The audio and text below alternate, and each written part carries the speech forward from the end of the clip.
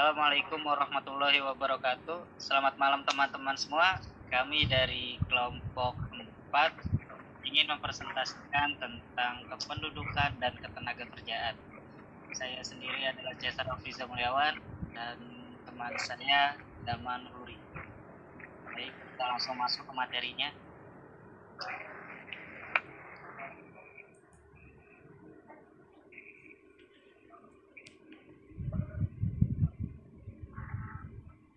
Menurut catatan, penaksiran pertama kali tentang jumlah penduduk di Indonesia dilakukan pada tahun 1815.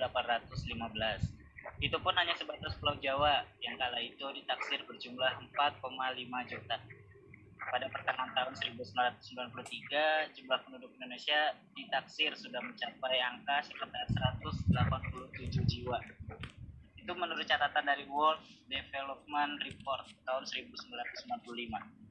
Dengan jumlah ini, Indonesia menempati urutan keempat negara berpenduduk terbesar di dunia sesudah RRC, Cina, India, dan Amerika Serikat. Kependudukan. Apa sih kependudukan itu?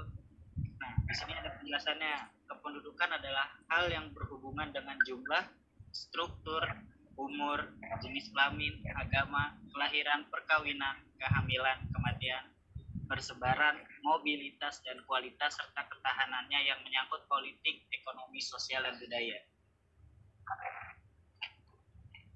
Kementerian Dalam Negeri Kemendagri melalui Direktorat Jenderal Dukcapil baru saja merilis data kependudukan semester 2 tahun 2021 tanggal 30 Desember 2022.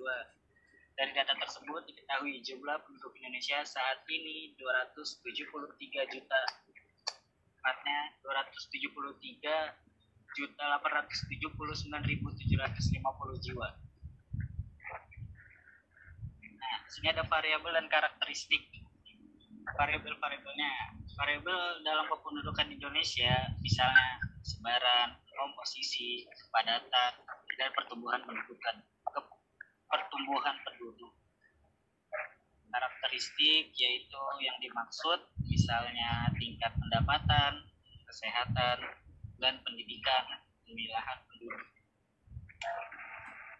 Di sini ada karakteristik kependudukan Indonesia. Sampai dengan akhir Repelita 4, komposisi penduduk Indonesia menurut jenis kelamin diperkirakan tidak akan berubah. Penduduk perempuan masih tetap lebih banyak daripada laki-laki. Angka rata-rata harapan hidup tingkat 62,7 tahun pada akhir pelita yang lalu menjadi 64,6 tahun pada akhir pelita 4 yang akan datang. Pada ketimpangan pendidikan secara spasial tetap sama untuk jenjang yang lebih tinggi. Keadaan daerah pedesaan selalu lebih memprihatinkan. Mayoritas penduduk kita hanya berpendidikan sekolah dasar.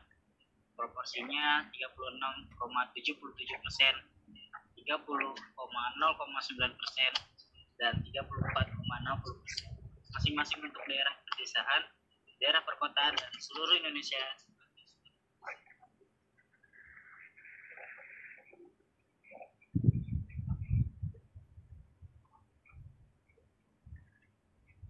Sini ada konsep pemilihan penduduk berdasarkan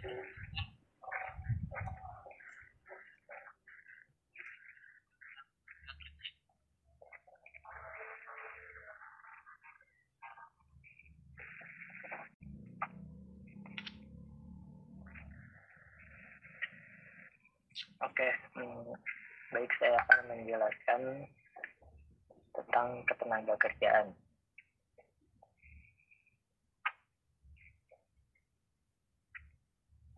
Ketenagakerjaan adalah segala sesuatu yang berhubungan dengan tenaga kerja pada waktu sebelum, selama, dan setelah selesai masa hubungan kerja, baik pada pekerjaan yang menghasilkan barang maupun pekerjaan berupa.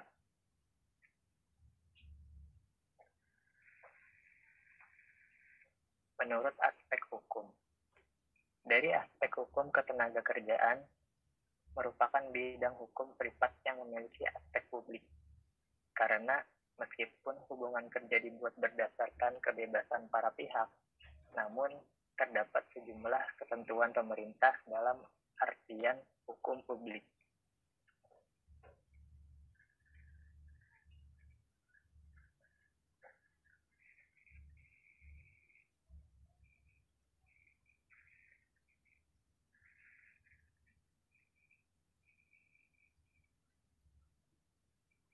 Peraturan dan Undang-Undang Ketenagakerjaan.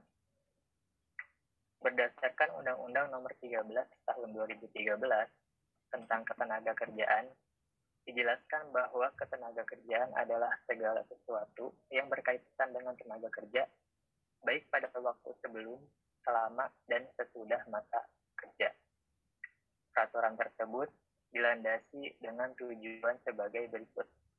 Yang pertama, memberdayakan dan mendayagunakan tenaga kerja secara optimal dan manusiawi.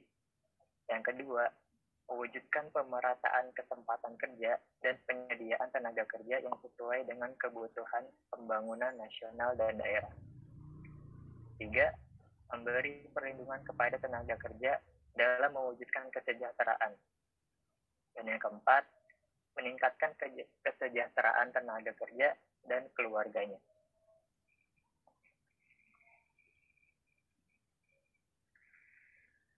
Pasal 5 Undang-Undang Nomor 13 Tahun 2013 menegaskan bahwa setiap tenaga kerja memiliki kesempatan yang sama untuk memperoleh pekerjaan tanpa adanya diskriminasi.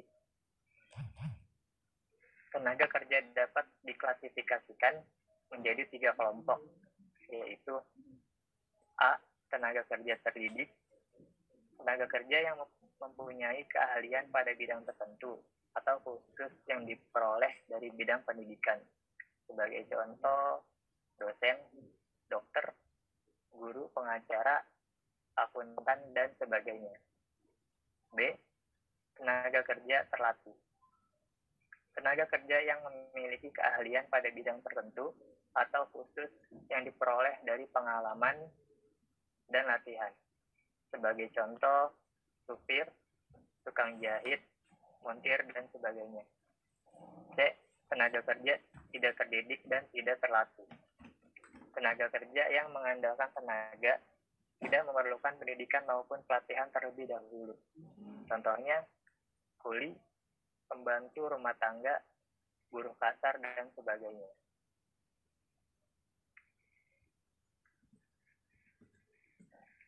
Klasifikasi di atas mendorong pengaturan terkait pelatihan kerja sebagaimana diatur dalam bab 5 Undang-Undang Nomor 13 Tahun 2013 agar kualifikasi tenaga kerja Indonesia dapat semakin baik. Masalah ketenaga kerjaan. Masalah ketenaga kerjaan dapat timbul karena beberapa faktor seperti pendidikan, kesempatan kerja maupun pertumbuhan ekonomi yang relatif rendah. Hal ini dialami oleh banyak negara yang termasuk Indonesia. Karena hingga saat ini masih banyak pengangguran atau lebih tepatnya lagi orang yang tidak dapat bekerja karena minimnya lapangan pekerjaan.